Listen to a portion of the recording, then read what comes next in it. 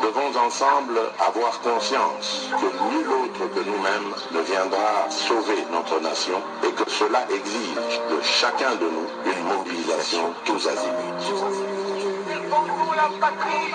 Peuple congolais, il est temps de nous lever, de nous serrer les coudes et d'agir pour défendre notre patrie, notre intégrité territoriale et l'intangibilité de nos frontières. La République démocratique du Congo est victime d'une nouvelle agression rwandaise et des actes criminels et terroristes du M23. Et moi, ils n'ont besoin que de notre encouragement. Dire simplement allez-y FARDC leur suffit comme encensement et force d'aller en avant. Allez-y FARDC, Bendele et Koyata.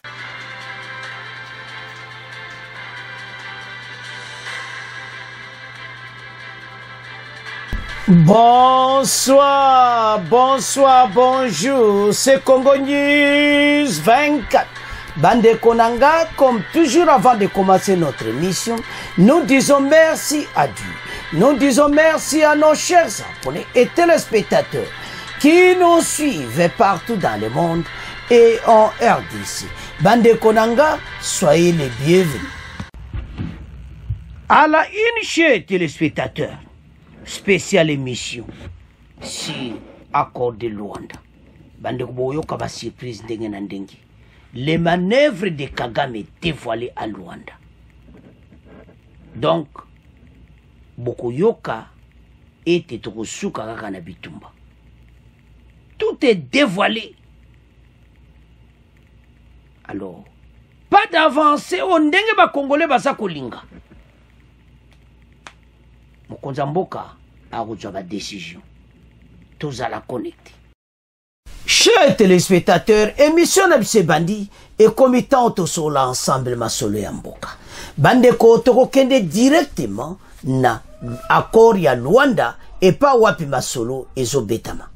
Bande ko situation est comme à niveau que il n'y a pas d'avancée na Masolo. Donc, Kagame et ses hommes Baboula Kagame za mususu. Malgré bazo discussion laksa moi que oui, to solo le tout ça, adwa ki paye. Yango na maboko ya Lorenzo takene ko mona ye, mais soko zotala, il y a toujours des cache-cache côté Kagame. Parce que oyo biso tozo zela. Et pas na ye, retrait ya M23 du sol congolais, nanu côté afatia ju yanguti. T'as la problème tous en ango.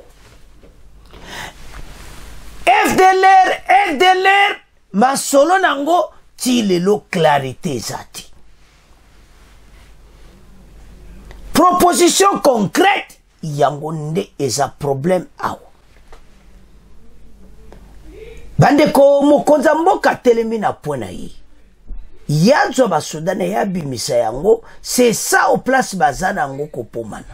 Parce que ba clarté, soit disant ba sodango se bazakuna, ba FDLR, ba donc les yaya azakotia batuna kati ya mbrima. Mais bazane kama ile. Boyebi soki muta lobi yo vanika nye azongi na point. Tokende ministre affaires étrangères na ye oyo nyonso azo reporter naba mensonge, naba vérité à Kagame, masole zo kindi na ndenge pe na biso nyonso tolingi ezalati. Na ndenge nini. C'est-à-dire, baza clarté na retrait ya armée rwandaise. Ndenge biso tozo linga ezala immédiat. Et fatia telemina pona. Je vous assure, tout ce que accord à Luanda Oyo et Salamaki. Ce qui accord à Luanda Oyo et Salamaki te banamboka, te évitez pas de kozala. Ne ba konziba qui sage na kozo accord de Luanda. C'est à notre faveur, c'est là où Kagame y a un problème. Mokonza mboka lingue suka pona lele. Et puis Kagame, azol selon ye, parce que bazolo baki c'est le fait moko définitif. Bitumbeza al-Souti. Mais ce n'est pas le cas de Kagame et ses hommes. Coquille vide. 1-23 AFC, RDF, Bangwana nyonso do ensemble li boke wana. O bakora Luanda biso yebi angote, me bako tanga 1-23 li susuti.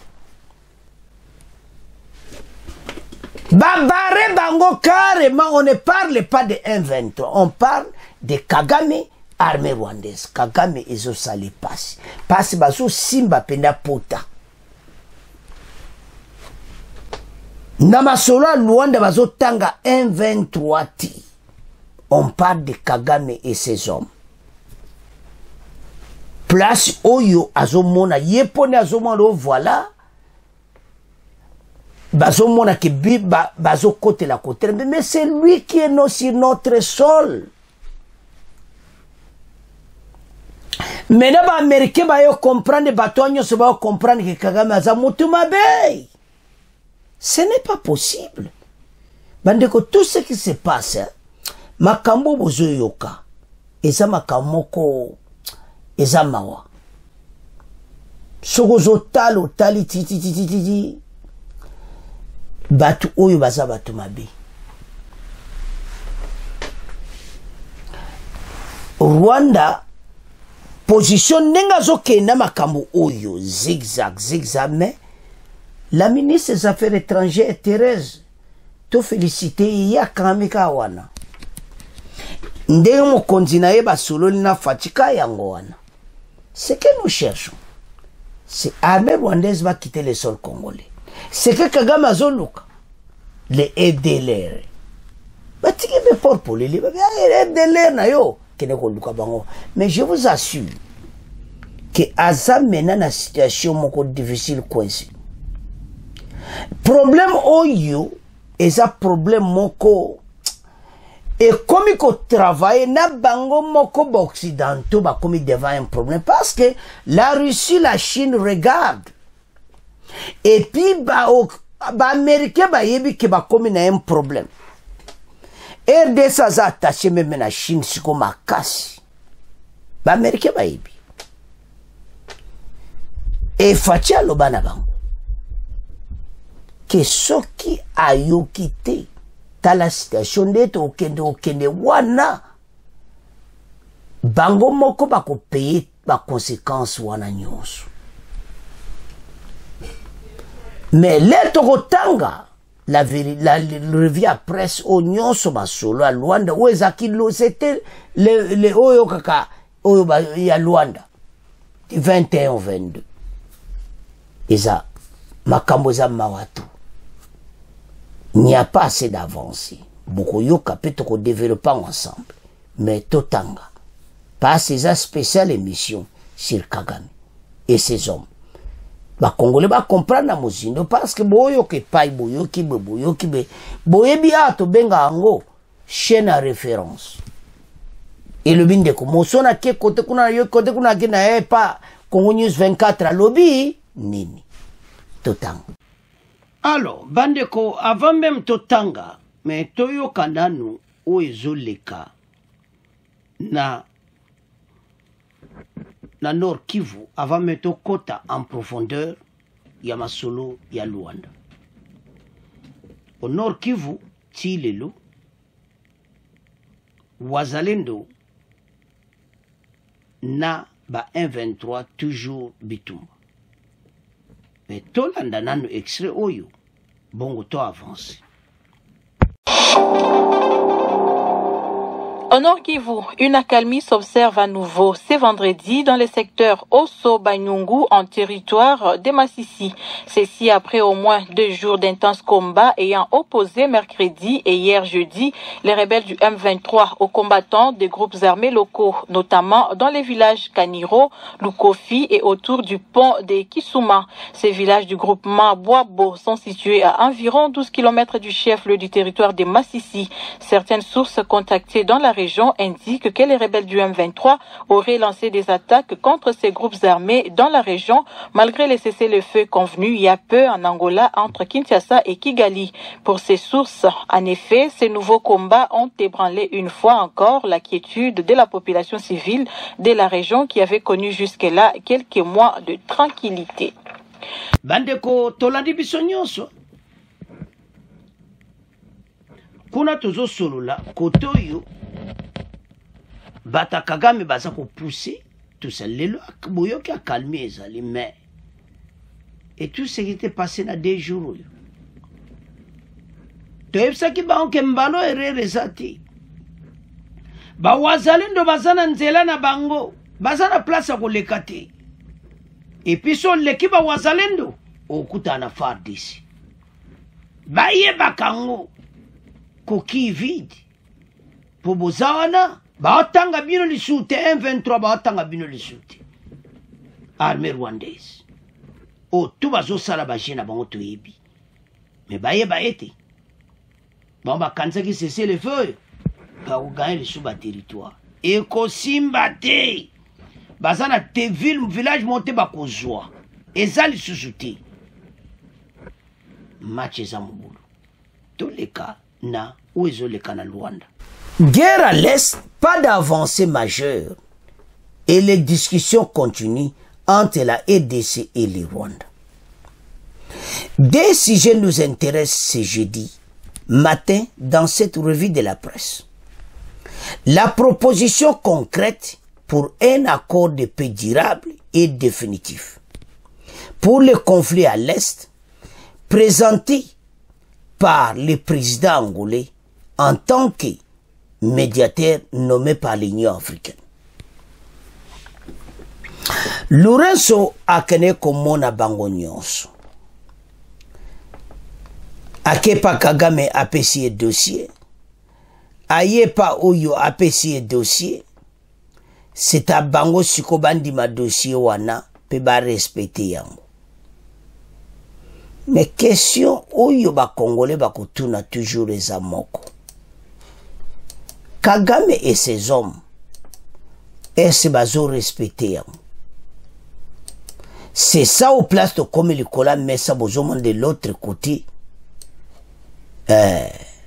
Ministre des Affaires étrangères et de l'autre côté Tozana ministre ya Kagame et Nakatkati Tozana ministre des Affaires étrangères ya Angola.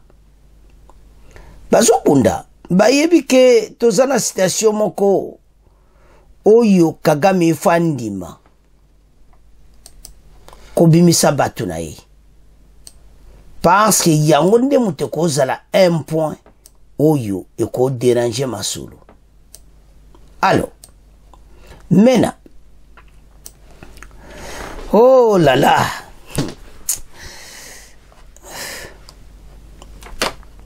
la proposition concrète pour un accord de paix durable et définitif pour le conflit à l'est de la RDC, présentée par le président angolais en tant que médiateur nommé par l'Union africaine. L'Angola, pays médiateur dans la crise congolo-rwandaise, a annoncé mercredi 21 août la poursuite des négociations sur la proposition concrète en vue d'un accord de paix durable et définitif pour le conflit dans l'est de la RDC, renseigne la tempête des tropiques. Selon Kagame, accord ye bukinde bango makolo. Parce que Kagame azana bouli ya bitumba pona ye azomona ke lokola conquérir ba territoire so parce que mo esili bakobima bakozaba menace alors Kagame azana kanda nde bozomona kangilongi aza vraiment na colère parce que ndenge ya zaye pena kozela ti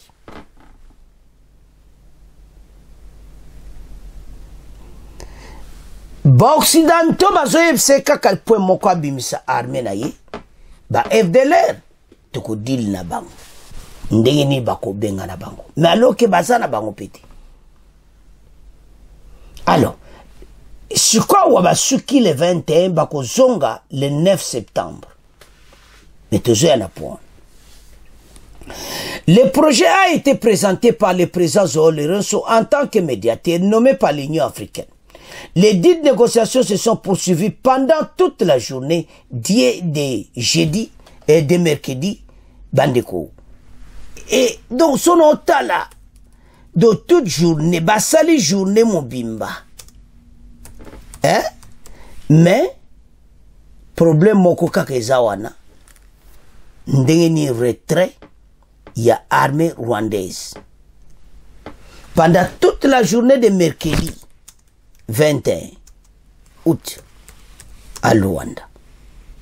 Donc, rapporte le journal. Cette rencontre précédée d'une session d'experts en renseignement militaire fait suite aux récentes démarches du président angolais qui s'est rendu à Kigali et à Kinshasa le 11 et le 12 août pour présenter une proposition d'accord de paix au président Paul Kagame et Félix Tshisekedi, rappelle le journal. Donc, à présenter Angwe Panabango, à Kena Kigali, à présenter Pebango, comme ça, Moutouatala pour Dengezali. C'est-à-dire, Nakata proposition on est clair. FDLR, Babi Misaba, on a RDC, et puis armée rwandaise va quitter le sol congolais. A bazotanga 1-23 te coquille vide bangwana katikati. Donc nous omona bangwana bazé l'autre côté c'est Kagame. Nanga bisimwa batwana nyonso baza c'est-à-dire baza batumo bazo téléguider bango par Kagame. Kagame avant na Kigali na remote control. Azo téléguider bango tout azo diriger bango. Et maintenant ba komi na pona Kagame azo levé le côté. Azo pesape parce que balingi ya loba na munoko ke armée rwandaise bako bima jour. Soba lobine bongo oh les FDLR embrouillés. Cette nouvelle réunion de bande va comprendre que basali toute la journée mercredi. Et ce salana soni. Cette nouvelle réunion de Luanda vise principalement à discuter de cette proposition de paix en vue de parvenir à une solution négociée et durable au conflit qui ravage l'Est de la RDC depuis fin 2023, rappelle le portail. Pour Kagame Zoso, la peine bebisi moi, Oyoba Nanga et tous ces gens. Parce que yendenga zawana za chef na mo yango tina awa bazo tanga lisuma kambo ya 1-23 te ezate awa tanga na yo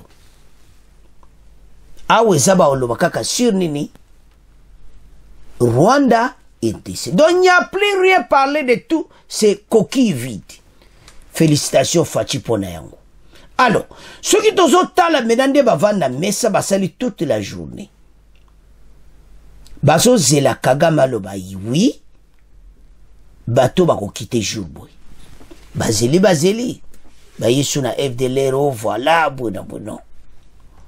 Situation est compliquée. Comme le note Forum des As, en marge du 44e sommet de la SADC tenu le 17 à Harare, au Zimbabwe, les médiateurs désignés par l'Union africaine avaient présenté son rapport de médiation. À la réunion de la Troïka, à l'organe de coopération en matière politique, défense et sécurité de la communauté de développement de l'Afrique australe SADC, axé sur la crise sécuritaire dans l'Est de la RDC. Voilà Ndenge Makamango et Zakokene. Donc Kagame et ses hommes vont quitter le sol congolais. C'est mais bateau yo, non. Kagame a une situation maintenant. Avec ces hommes qu'il quitte, et maintenant, tout ça n'a pas guépard, on nyonso armé na biso, ba telemi, ba zozela, ndenge nini, yako, beta, biloko moto, était to gagner guerre oyo. Parce que, guerre oyo, et ça guerre moko asymétrique. Boko yoka, ndenge ni bakoloba, bo comprendre que oui, situation to zanango, Kagame mena et comme fenaye parce que aibi ke bazo kindi Et c'est fini. Na groupe na ende bomoni bavandi wana. Et c'est tout pour la bango. Baramboka to telema na makambo oyo. Pe to développer yango parce que guerre oyo eza ya kosakarate. To développer masolo.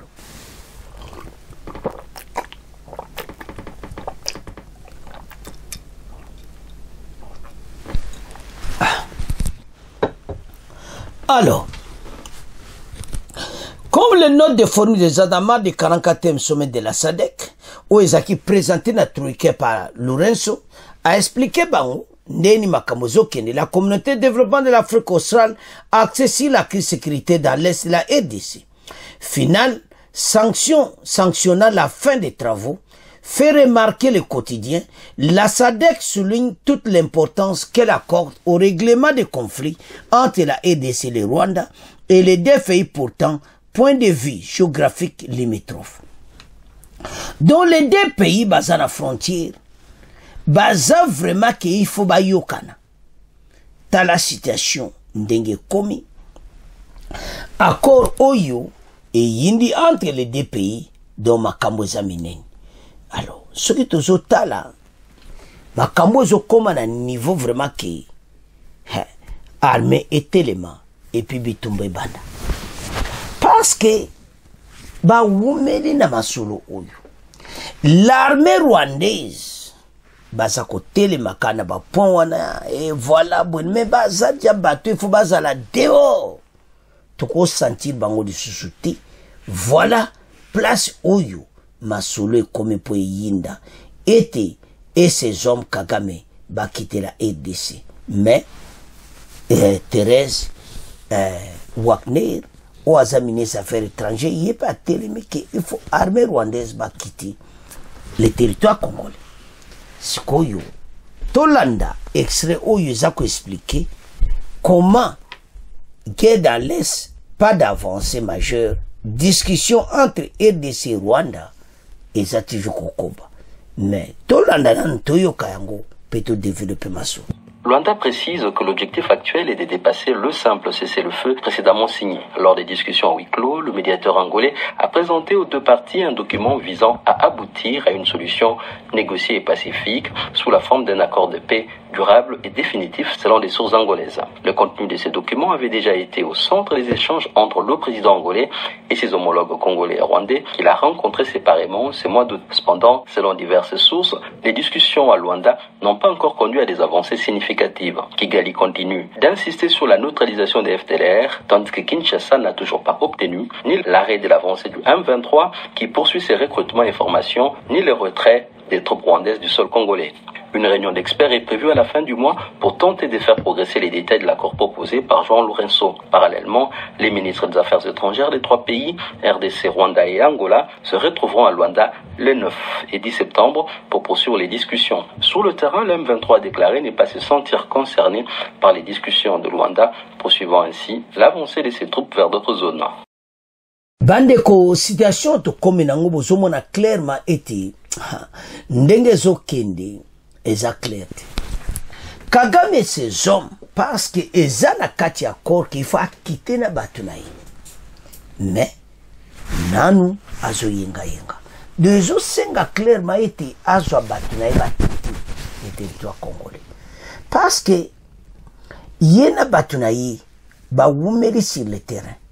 Ba sali oyo wana na kati ya terrain mais comme tant biso to benga na batu oyo pays na biso en tout cas bato basakani na yango soko tali même ba ressources na biso comme eza pillé par l'armée rwandaise et so salamawa biso photo tellement ensemble pour na kobenga na bato oyo.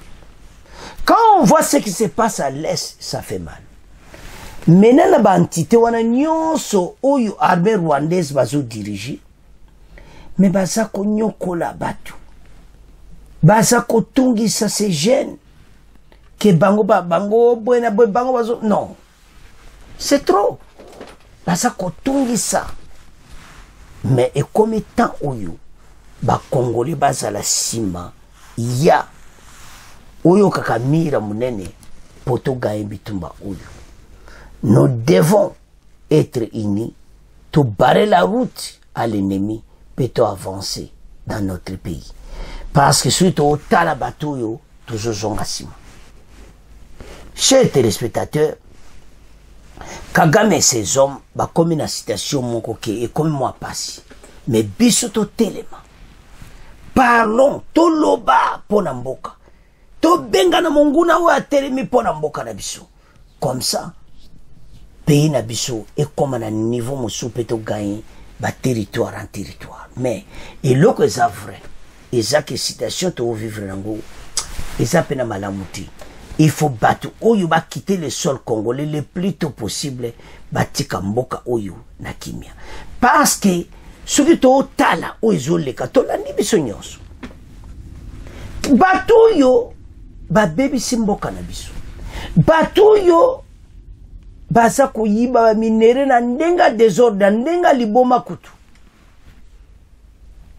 Et puis baza ko payer batu ba taxe na ba village wana oyo bango bazwaki.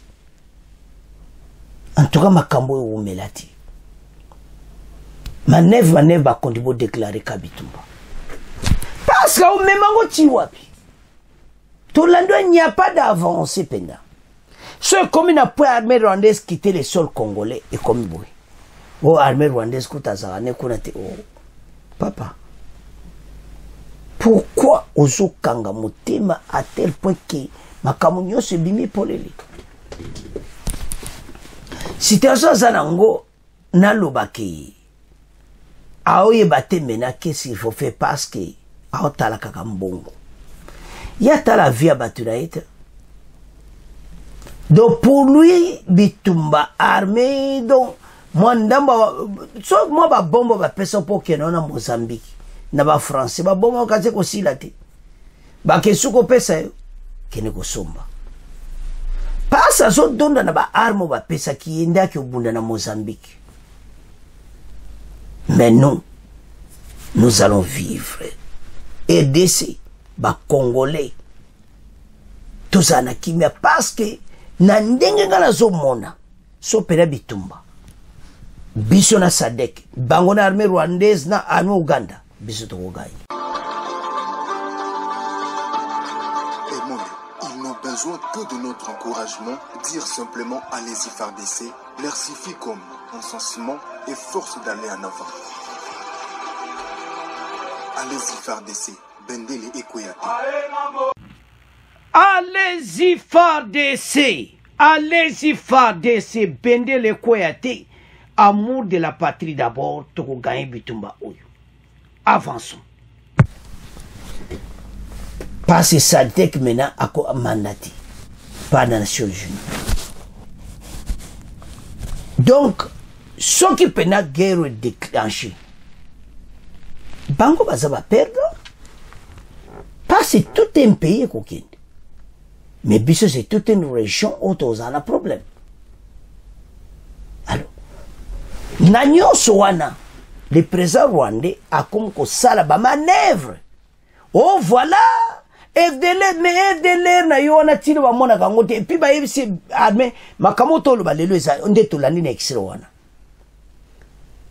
L'armée rwandaise toujours mona clair tiko quitter le sol congolais. Ba konzi ba termina pona ministre affaires étrangères biso kaka wana. Ba pousser sur les neufs. Ou les kandi mambala moko makambo ici.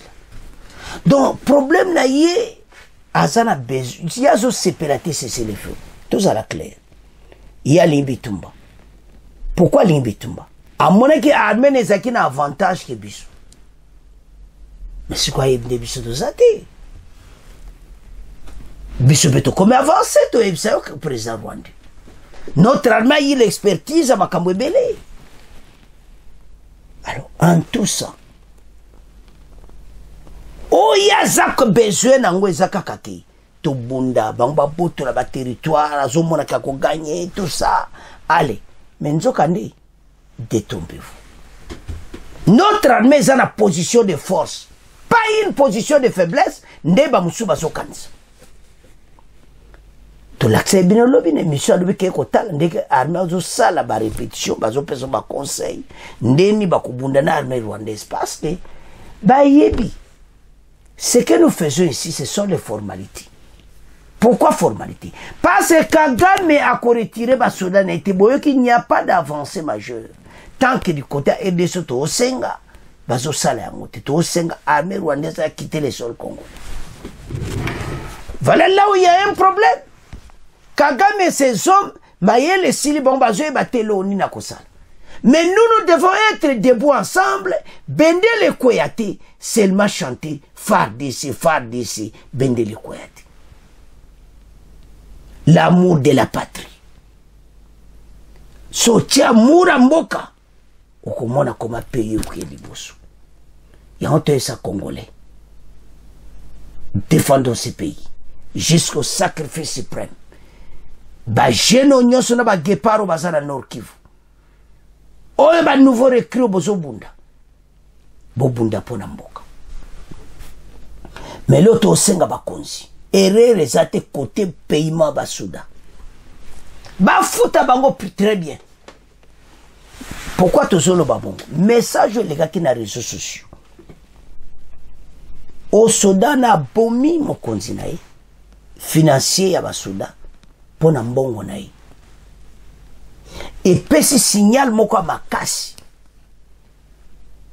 qu'il y a quelque chose moko malamu te ba konzi boki to dénonçant ba ki kotala qu'est-ce qui se passe au juste et pas basoda. To lingi erreur te côté wana paiement basoda bo futa ba mbongo na bango très bien. On ndambo azozwa ezala régulièrement azoya. Parce que message wana et tout chaque qui va te belé na bango moko. Comme on a qui abomi et l'autre colonel abomi pona mbongo azaki financier ya arme. Donc il y a quelque part batou parce que bango parce que mon mbongo ba yebi. Ministre de défense tant azo pesa budget na azo pesa mbongo na basoda ko futa ba. Yango to lingi erreur. Bon maintenir armée très bien. Va avancer qui toko passe toko loba. Alors, maintenant, ba comme na niveau nini sukaki pour ba ki ba prolonger le 9 septembre. Ba suki den le 21. Le 21 ba suki sur départ, il y a armée rwandaise au bisuti le lo Kagame zo pe sa réponse te ba o umeli pe mingi. Ko katsango kansa combien de jours banda le 11 le lo azo kansa. Oh d'ailleurs, parce qu'Azamaïl, oh d'ailleurs, armée rwandaise, on coûte bazati, tout ça, mais bazali. Parce que les boss, Azaï, qu'on le baki bazati, tout ça, mais n'a pas coûté bango, a commis devant. Bon, n'a évité pour qualifier le président rwandais. Mais il a un problème sérieux. Parce que Azolo ba vérité. Na makamba bosozo lo ba vérité te bato ba na confiance noté ndeni ba korenir le kamo ensemble et toi avancer non asa vraiment dongo ba lo ba kana éviter quelle qualification mais abo keba na ba discours kama kambo yo ya Rwanda ba on soit sale mission quand debiso to sale bon mais azaka kolwa mabe pona mboka mais makamuso zolo ba me ya Rwanda ezalo kuta ya oyo tanga awa so mutabwaza o jile pe otindeli tanga ba komini pourquoi bozo kosa biso voilà et pas wapi citation oyo komi notre armée FARDC se prépare malgré les problèmes mais to lingi ngoli soute lingi armée comme na niveau moko oyo penali kolo peto bengana batu oyo bazoyiba mais toke na point oyo depuis bazwaki ruba et tout ça baza ko sala fête ya ba content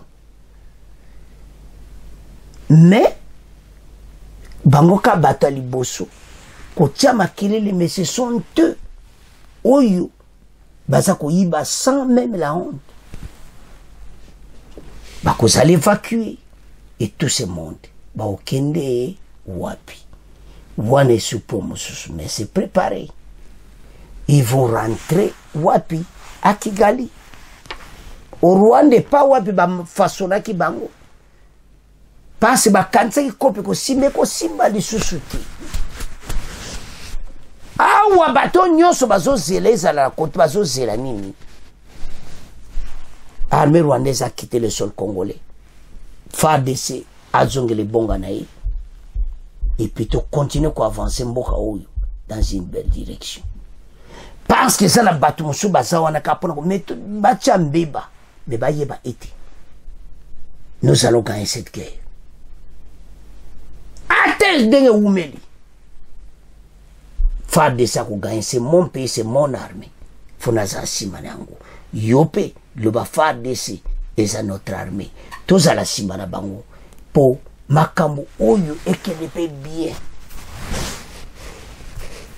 la population accompagne bango ko informer bango sur monguna alors bana mboka tolani biso ce mission bon partager comme d'habitude bon continuer qu'on s'abonner massivement au revoir à la prochaine.